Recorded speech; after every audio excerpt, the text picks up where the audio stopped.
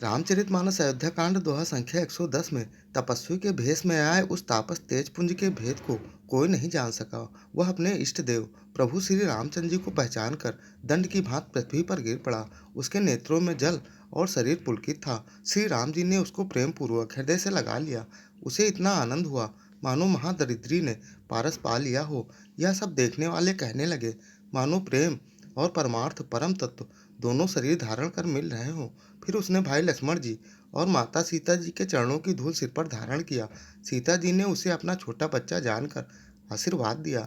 फिर वह तपस्वी अपने नेत्र रूपी दोनों से श्री रामचंद्र जी के सौंदर्य सुधा का पान करने लगा और ऐसे आनंदित हुआ जैसे कोई भूखा आदमी सुंदर भोजन पाकर आनंदित होता है। कृपया वीडियो पूरा सुने, तभी दोहे का पूर्ण सार और मर्म समझ पाएंगे।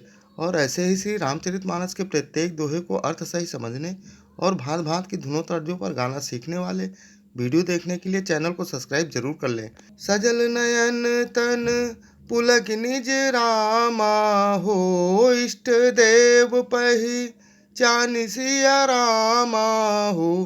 परौ दंड जिमि धरनि तल रामा हो, दशा न जाई बखानी सिया रामा हो। उस तापस तेजपुंज ने अपने इष्ट देव को पहचान कर उसके नेत्रों में जल भराया और शरीर पुलकित हो गया। वह दंड की भांति पृथ्वी पर गिर पड़ा। उसकी प्रेम विहिल दशा का वर्णन नहीं किया जा सकता। राम सप्रेम पुलकी उरलावा हो, परम रंक जनु पारसु पावा हो। मनहु प्रेम पर मारथु दो हो, मिलत धरे तन काह सब को हो। श्री राम जी ने प्रेम पूर्वक पुलकित होकर उसको हृदय से लगा लिया। उसे इतना आनंद हुआ मानो कहाँ कोई महादरिद्री मनुष्य पारस पा गया हो। सब कोई देखने वाला कहने लगा कि मानो प्रेम और परमार्थ परम तत्व दोनों शरीर धारण करके मिल रहे हों। बहुरी लखन मायन सोई लागा हो, लीन उठाई उमगी अनुरागा हो। पुनिसिय चरण धूरी धरि सीसा हो, जननी जान शिशु दीन ही असीसा हो। फिर वह लक्ष्मण जी के चरणों लगा। उन्होंने प्रेम में उमग कर उसे उठा लिया।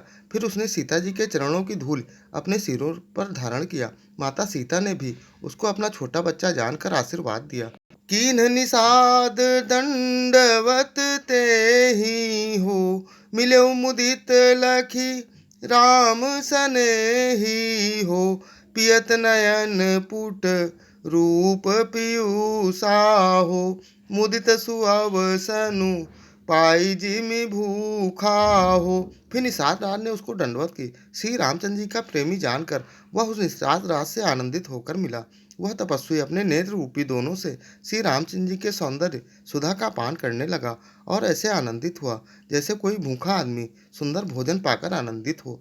ते पितु मातु कहूँ सखी कैसे हो, जिन पठे बन बालक ऐसे हो। राम लखन सिय रूप निहारी हो ही स्नेह बिकल नर नारी हो।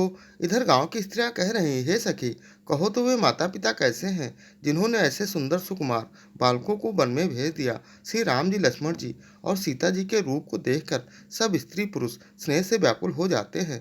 पिछले अन्य वीडियो देखने के लिए चैनल पर जाएं या फिर बिना स्पेस दिए #बालकांड दोहा या अयोध्या कांड दोहा संख्या डालकर सर्च कर देख सकते हैं। जय श्री राम।